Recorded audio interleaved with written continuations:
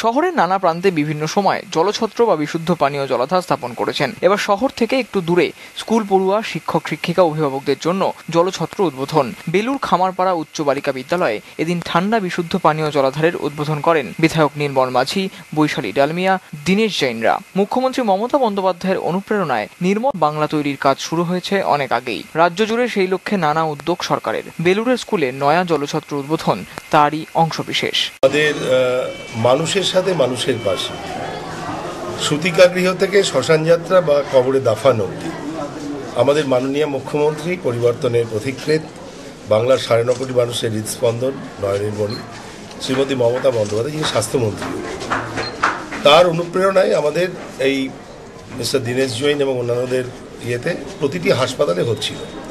এবং এখানে কর্মতৎপর, প্রাণচাঞ্চল্যের মুখর আমাদের এখানকার খুব কর্মনিষ্ঠ বিধায়ক বৈশালী ডালমিয়া, আমাদের প্রয়াত ক্রিকেট দুনিয়ার সর্বশ্রেষ্ঠ তারকা, ভারতবর্ষ এবং এশিয়ার, জগমোহন ডালমিয়ার সুকন্যা, তার উদ্যোগ নিঃসন্দেহে এখানে প্রশংসনীয়।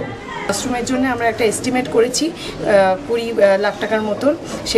সেখান থেকে প্রথম 10 লাখ টাকা আমি এখন অ্যানাউন্স করছি যে এখন আমরা দিলাম। সেটা মোস্ট প্রবাবলি 2 দিনের মধ্যেই এসে যাবে। এবং আমার সঙ্গে আজকে সবাই আছে।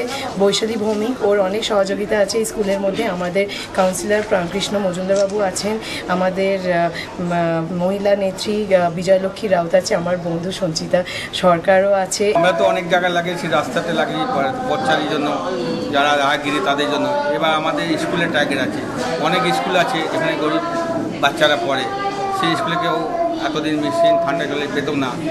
নির্মল মাঝি উদ্যোগে আমি আজকে এখানে 2টো মেশিন লাগাতে পেরে খুব খুশি হয়েছি। আমাদের পেট্রোল কোম্পানি যে এসপি বুধিয়া ট্রাস্টি আছে, ও সৌজন্যে এটা লেগেছে। আর লাল বাবা কলেজের সামনে একটা আমার লাগাচ্ছি, ওটাও 2 দিন পর ওপেনিং হবে।